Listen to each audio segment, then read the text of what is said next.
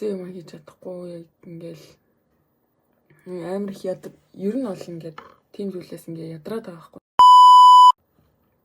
За сайн байцгаана уу манайхаа. За энэ өдрийн мэндийг хүргэе. За миний сүүлийн ингээд одоо анхны ярилцаж байгаа бичлэг тавтай морилно. Би ингээд өмнө нь 2 3 удаа игээд энэ бичлэгийг фейдлээ микрофоноос болоод. За тэргэлт юу болсон бэ? Сүүлийн 1 сарын хугацаанд ярилцгаая бүгдээрээ.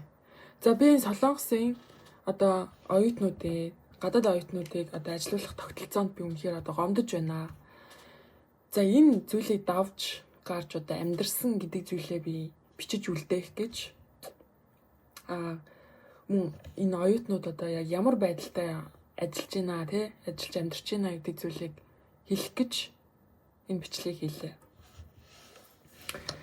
За яаж вэ гэхээр ийм боллоо. За Солонгост ирсэн оюутнууд за ихэвчлэн нэгдүгээрт айгүй хүнд хэцүү хар ажлуудыг хийж эхэлдэг. Нэгдүгээрт одоо буудлын ажил хийдэг. Хоёрдугаарт цэвэрлэгээний одоо байр цэвэрлэх ч юм уу тиймэрхүү ажлууд хийдэг. 24 цагийн дэлгүүрт ажилладаг. За үйлдвэрийн ажлууд хийдэг. За ийм эдгээрүүд бол хууль бусаар хийж болдог ажлууд байгаа байхгүй юу? Эрэгтэй оюутнууд болохоор юу яадаг? Нүүлэлтийн ажил хийдэг. Одоо үйлдвэрийн тэгбэний ажил хийдэг. За хууль бусаар бол хийдэг ажлууд нэг байгаа. Ер нь бол анх олдож байгаа олдттой ажлууд нь шүү дээ. За тэгвэл одоо хууль зүгээр нь одоо зөв ёсоор нь хийдэг ажлууд гэх юм бол за багшилж болохгүй. За хэрвээ чи англи хэл мэддэг бол тэ ямар нэг зүйл одоо мэддэг бол тэрийг хүүхдүүдэд зааж болохгүй. За тийм байгаа.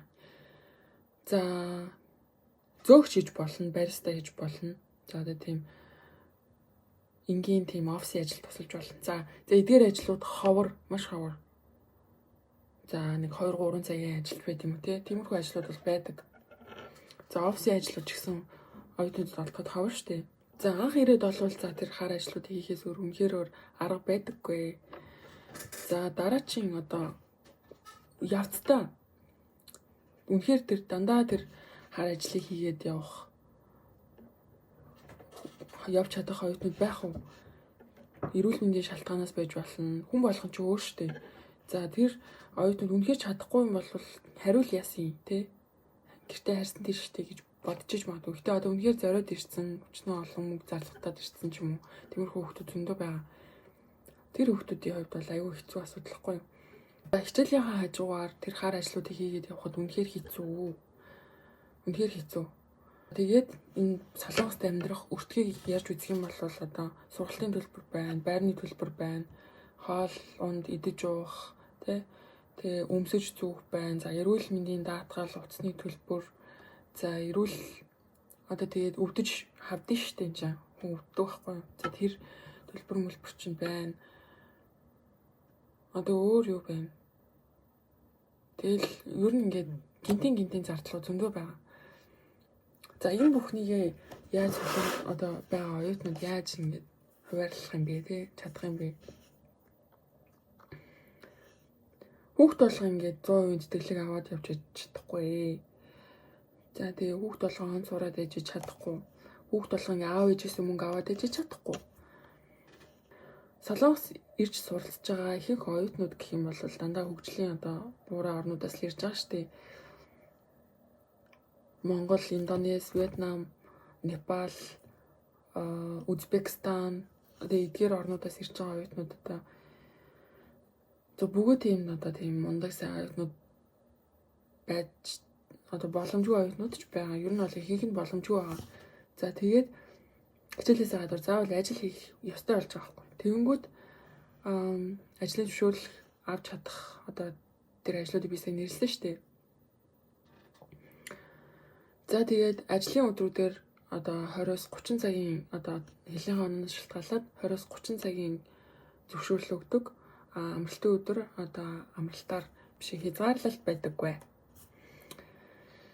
За тийм байдаг. За тэгээд сүүлийн 1 сарын хугацаанд би яасан бэ гэхээр За миний хувьд бол өмнө нь баристагаар ажиллах гэдэг заахгүй би. Тэнгүүд баристагийн үнэлэх хэрэгтэй болж байгаа надаа. За баристагийн үнэлгээ би ингээд буудлын ажил хийхийнхаа хажуугаар баристагийн сургалтанд суугаад тэгээ баристагийн үнэлэхтэй болоо. Тэгээд ямар ч байсан баристагаа нэг жилийн хугацаанд хийсэн. За хоёрдугаар одоо тэр ажлаа байнга хийгээд тань гэж байхад тий. Өөр ажил бас хиймээр санагдсан шүү дээ. За тэгээд тэр ажил гэж би чекний газар нэр ажиллаж байсан. Тэгээд чекний газраас бас зөвшөөрөл авч ирсэн. Өөр бас одоо зөөгчийн ажиллаа тий 24 цагийн ажилд одоо ер нь байдаг. Тэгээд зөвшөөрөл авч хийж исэн гэх юм бол үгүй. Дандаа зөвшөөрлөг ажиллаж байсан. За тэгээд одоо 1 сарын хугацаанд би ажил хайна гэж ярьж байсан шүү дээ 1 сарын өмнө. Тэгээ ажил хайсан. Би бартендер хийж ихээр болвол ингээд ядарчина. Ингээ хар ажил хийгээд тэг үнэхээр хүссэн юм хийж чадахгүй яг ингээл амар их яд ер нь бол ингээд тийм зүйлээс ингээ ядраад байгаа байхгүй. Тэгээд угаасаа ч би хийж чадахгүй юм шиг байна. Тэгээд аль болох нөгөө нэг цаашдаа юу хийх юм бэ? Цаашдаа ингээ үйлчлэгийн салбарыг хөгжүүлж авч явах юм уу? Чамд ямар бодлого байна? Тэрийг би хиймээр санагдаад байгаа байхгүй юу? Тэгээд би цаашдаа юу хийх тухайгаа бодоод за би ер нь бартендер хийж үзье. Тэгээд ер нь бол туршлага хоримтлуулъя гэж бодсон.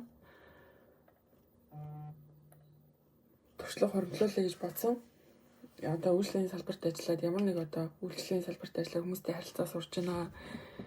Тэр үйлчлэгийн салбар ямар байдгийг мэдмээр байна гэд одоо чим бол тэр ч одоо айгүй том туршлага шүү дээ.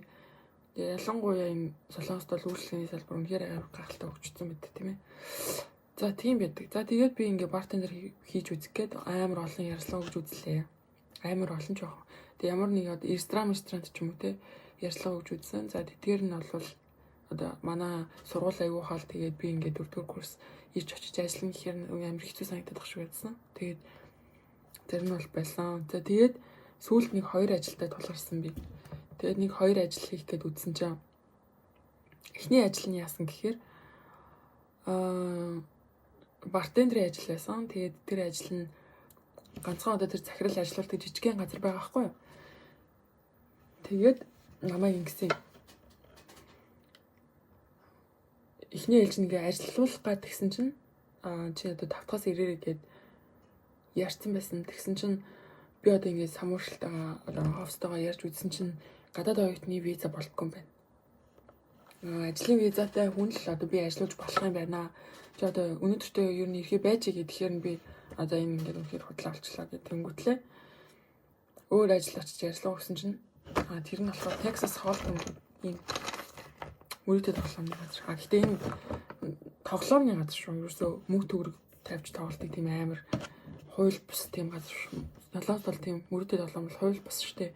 Тийм газар бол биш зүгээр юм зөвхөн тоглоомоор ингэж оноогоор тоглодог газар байхгүй юу. Тэгээ хажуугаар нөгөө нэг уухын зарж мардаг. Тийм баабрах маягийн тиймэрхүү тоглоомын газар байсан. Тэгээд эхний ээлжинд нөгөө хүзрөө шафл мафл хийгээл хольж молол тэгэл тиймэрхүү зүйлсийг эхлээ сурах хэрэгтэй шүү дээ. Тэгээд тэхийн тулд эхний ээлжинд тийм сургалтаа авах хэрэгтэй гэсэн баггүй юу. Тэгээд би сургалтаа явж исэн чинь нөгөө газраас мань залгаад чи ингэ за оюутны визтэй болохгүй маань тэгээд өөр хүн мэдэхгүй байвал болно. Тэгээд би чиний цалингийн чинь яг уу татвартаа гэд одоо арай буулгаад ажиллуулчих чи зөвшөөрч гин үү одоо хууль бусаар ингэ ажиллах нь зөвшөөрч гин үү би одоо ингэ тэр хүн гол нөгөө нэг Монгол 7 жил барилгын интерьер дизайнер бизнес хийсэн хүн гэж аахгүй юу. Тэгээд Монголд амар их дурсамжтай учраас би ингээ Монгол хүнд амар дуртай. Тэгээд би Монгол хүнтэй ажиллах одоо юу дуртай байна. Тэгээд би чиний цалингийн чинь багасгаад ажиллуулах болчихно уу гэдгээр нь тэгээд би одоо юм өөр ажилдаа болцсон гэсэн чинь наад газар чинь чамд илүү зүгээр юм байна. Одоо юм том газар юм чинь илүү одоо туршлага хөрвүүлүүлэх ч гэсэн айгүй боломжтой юм байна гэсэн баггүй юу. Тэгээд наад газартай ажиллаа би зүгээр тэгээд чи дараа нь ингээд ажиллах одоо өөр газар хайх юм бол маань дээр гэдгийгсэн. Тэгээд тэр газартаа би ингээд сургалтаа аваа явж исэн чинь нөгөө газар чинь яасан гэхээр сургалтаа аваа явж байхдаа би одоо ингээд танах гадаад хүн анхудаа ингээд ажиллаж байгаа юм уу? Би оюутны визтэй Тэгээд 7 хоног тийм цагаар ажиллана. Тэгээд танахтай зүгээр юм уу би асуусан чинь дараа намайг очиход гэсэн байхгүй. Манайхад ингээ гадаад хүн анхуд ажиллаж байгаа болохоор би тэднээсээ мэдэхгүй юм байна. Тэгээд яж нөгөө шинээр үйл ажиллагаа нээж ажиллаж байгаа газар тэгээд маах ингээ офстойгоо ярьж үзсэн чинь ажлын визтэй байж заавал ажиллах юм байна. Оюутны виз болохгүй мэн ингээ татвар төлөхөд асуудал үүснэ гинэ. Тийм хууль бусаар ажиллах болцоод байна. Тэр маах тийм одоо хууль бусаар ажиллаж чадахгүй гэж байгаа байхгүй. Угаасаа тэр байгууллагаас шалтгаална шүү дээ. Тийм том газрууд угаасаа хууль бусаар ажиллах юмч боломж байхгүй. Тэр цалингаа дээрээсээ тавьж байгаа учраас ганцхан захирал биш. Тэр чинь олон нөгөө нэг салбаруудтай учраас тэр салбаруудын менежерүүд нь хариуцж ажиллаж байгаа байхгүй. Тэгээд тэр менежерүүд нь одоо миний цалинг мэдэх ямар нэг боломж байхгүй шүү дээ. Тэгээ нэг тийм асуудалтай тулгарсан. Тэгээд үнэхээр би одоо тэр газарт үнэхээр ажилламаар байгаа байхгүй юу? Тэнгүүт энэ Солонгосын хууль гэдэг заваан зүйл намайг одоо ингэж ажиллах эрх юм ингэж боомлж тэ. Тийм би ингээд сурхыгаа хажуугаар тал бараг амьдралынхаа талын би ингээд ажилдаа зориулж байгаа шүү дээ. Би ингээд дуртай ажиллаа хийгээд тэг хичээлээ хажуугаар нь хийгээд тэгээд ингээд амьдрал ямар багтчихсан.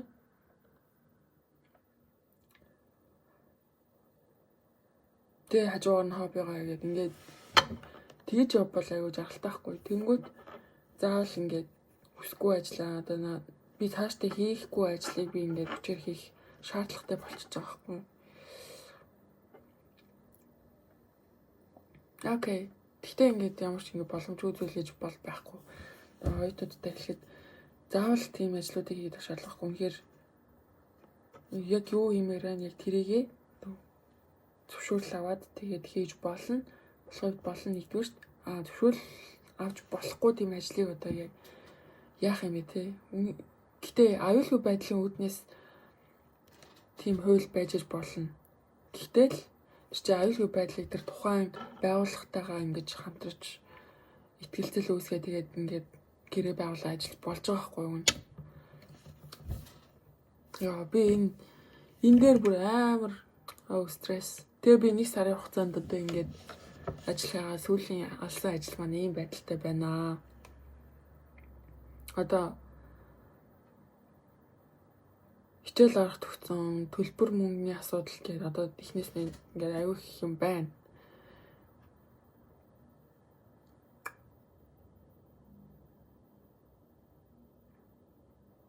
За ихтэй яг одоо тэгээ дараагийн удаа дараагийнхаа бичлэгээр би ажилдаа болсон байх байлгүй дээ ирэх биш тийм ээ.